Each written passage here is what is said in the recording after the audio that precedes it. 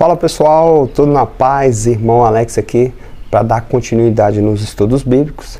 Se por acaso você não recebe as mensagens e queira receber, manda um oi aí por 61 991 19 24 21, Irmão Alex, beleza? Pessoal, nós vamos ler hoje a carta aos Colossenses, né? Nós estamos dando uma olhada nessa Bíblia aqui, ó, da CNBB. É uma tradução bem bacana. E essas cartas, pessoal, são cartas de recomendações, né, que foram escolhidas ali pelos irmãos no passado para poder conter nessa biblioteca. São informações muito importantes, né, orientações ali para os irmãos que estavam aceitando a fé no início da fé ali. E tem algumas orientações que, se nós praticarmos até hoje, nós vamos muito bem, nós vamos ver que nós estamos no caminho correto, né? Então, infelizmente, muitas comunidades hoje, tanto cristã, católica como protestante, tem muitas pessoas que vão totalmente na contramão desses ensinos. Por isso que eu vejo muito importante a gente estar lendo ela, para que nós venhamos entender como que os irmãos viviam no passado e como que está a nossa fé nos dias atuais. Beleza? Então vamos lá então, carta aos Colossenses. Nós vamos dividir por capítulo. Hoje nós vamos ler o capítulo 1, beleza? Vamos lá então. Paulo, apóstolo do Messias, por vontade do Criador, e ao irmão Timóteo, aos irmãos em Cristo, santos e fiéis que moram em Colossas, para vós graça e paz da parte do Criador, do nosso Pai. Damos graças ao nosso Pai, o Criador, e ao Senhor Jesus Cristo, e a Yahshua, né? Orando sempre por vós. Ouvimos falar da vossa fé no Messias e no amor que dedicai a todos os santos, em razão da esperança que está reservada para vós nos céus. Interessante. Nossa esperança é nos céus, da qual tomardes conhecimento pela palavra da verdade, que é o Evangelho. O Evangelho é as boas novas, né? Ela chegou a vós, como também frutifica e cresce no mundo inteiro, né? Então, naquele momento, a mensagem estava se espalhando por vários locais ali, né, onde eles viviam naquele período. Da mesma forma que entre vós, desde o dia em que ouvistes falar da graça do Eterno e o conhecertes na verdade. Foi assim que aprendestes de Epáfras. Então aqui, o autor da carta aqui, ele não conhece a comunidade. Quem pregou, anunciou o evangelho lá foi esse Epáfras.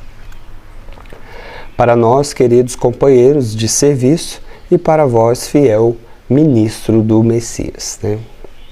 Aliás, foi ele quem nos informou sobre o vosso amor no Espírito, né? Então, o autor está escrevendo a carta, está dando umas orientação ali para os irmãos em Colossos, mas ele nem conhece pessoalmente ali a comunidade, né? Está escrevendo ali para dando algumas orientações, dando alguma força, né? Alguma palavra de fortalecimento para os irmãos. Quanto a nós, desde que tivemos o conhecimento dessas coisas, não cessamos de orar por vós e de suplicar para que chegueis ao conhecer plenamente a vontade do Eterno. Interessante isso aqui. Com toda a sabedoria e discernimento espiritual. Pessoal, muitas vezes nós temos que realmente orar e buscar, né, saber se aquilo que nós estamos fazendo está de acordo com a vontade do Criador, né? Então é importante a gente orar sobre isso. Assim, levareis uma vida digna no Senhor, aguardando-lhe em tudo, frutificando em toda boa obra e crescendo no conhecimento do Pai. Suplicamos também ao Criador que vos fortifique em todo o vigor pelo seu poder glorioso, para que vós firmes na constância e na paciência, e com alegria. Dai graças ao Pai, que vos tornou dignos de participar da herança dos santos. Isso aqui é interessante, pessoal. Olha, vou repetir. Dai graças ao Pai, é o Eterno, que vos tornou dignos de participar da herança dos santos, na luz. Foi Ele quem? O Criador, o Eterno, que nos livrou do poder das trevas, transferindo-nos para o reino do seu Filho amado. Então, o Eterno que nos transferiu para o reino do Messias. Ele que nos livrou das trevas. Isso aqui é importante. Eu sempre destaco isso aqui porque eu vejo que muitas pessoas ainda não conseguem nem orar de forma correta. As nossas orações, elas têm que ser direcionadas ao Criador, o Eterno, Pai. As pessoas chamam de Deus, E em nome de Yahushua, em nome de Jesus. Então tem muita gente que faz muito tempo que faz parte do Evangelho, até mesmo de alguma comunidade católica, e não consegue, não sabe orar. Ora para diversas pessoas, menos para o Criador. Então, é um problema. Vamos continuar. No qual temos a redenção do perdão dos pecados.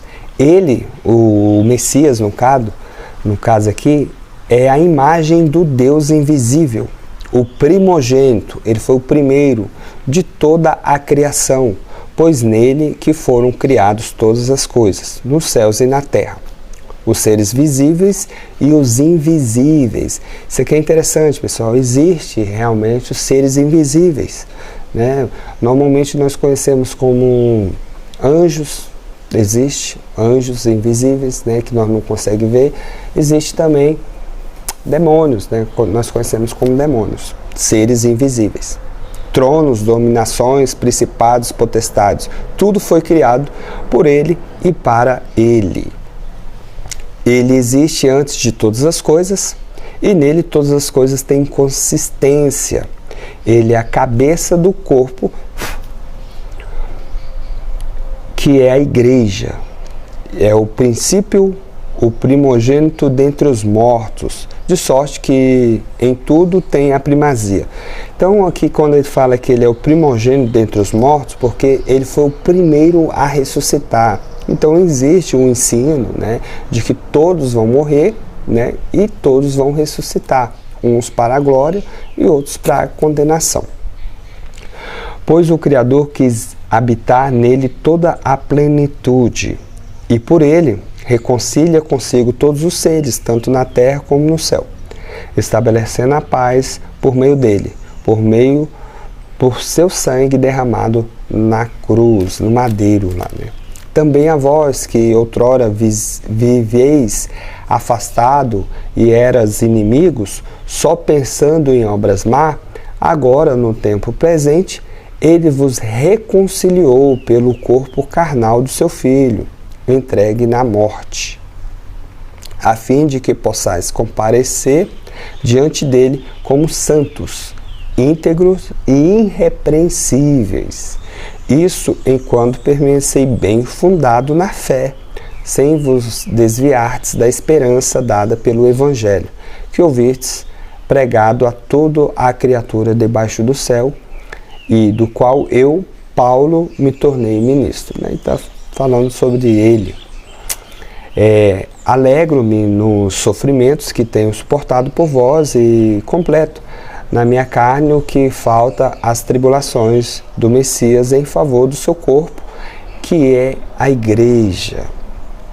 Então, igreja, pessoal, são as pessoas, Então, o local onde as pessoas se reúnem, ali não pode ser chamado de igreja, é chamado de igreja de forma errada. Ali é uma comunidade, é uma assembleia onde os irmãos se ajuntam, mas igrejas aqui são pessoas. Dela, eu me fiz ministro, exercendo a função que o Eterno me confiou a vosso respeito, a de fazer chegar até vós a palavra do Criador. Ministério que ele manteve escondido desde os séculos por inúmeras gerações e que agora acaba de manifestar seus santos. A eles o Criador quis revelar a riqueza da glória deste ministério entre os pagãos, né? O Messias no meio de vós, a esperança da glória, e ele que nos anunciamos, instruindo cada um, ensinando cada um com sabedoria, a fim de podermos aprender, apresentar cada um perfeito em Cristo, né? Perfeito no Messias. Interessante, pessoal. Você vê várias vezes ele falando sobre isso. Os santos, as pessoas que servem o Eterno e buscam seguir os ensinamentos do Messias, tem que buscar ser perfeitos, tem que ser irrepreensível, tem que de verdade dar testemunho. As pessoas têm que olhar e têm que ver que é uma pessoa diferenciada. Para isso, eu me afadigo e luto na medida em que atua em mim a sua força. Então, terminamos aqui o capítulo 1, e é interessante, pessoal, que ele está escrevendo essa carta aqui. Ó, não foi ele que pregou para essa comunidade, né, para o pessoal de Colossenses, mas foi alguém que ele tinha pregado, tinha aceitado a fé e já estava fazendo serviço, já estava anunciando as boas novas em outros locais, né? Então, para você ver a importância de a gente estar falando, né, do Evangelho de uma forma sábia, de uma forma inteligente, né, e respeitando principalmente as pessoas. Então tá aí, capítulo 1, carta aos Colossenses. Que o Eterno possa estar nos abençoando, e um abraço do irmão Alex.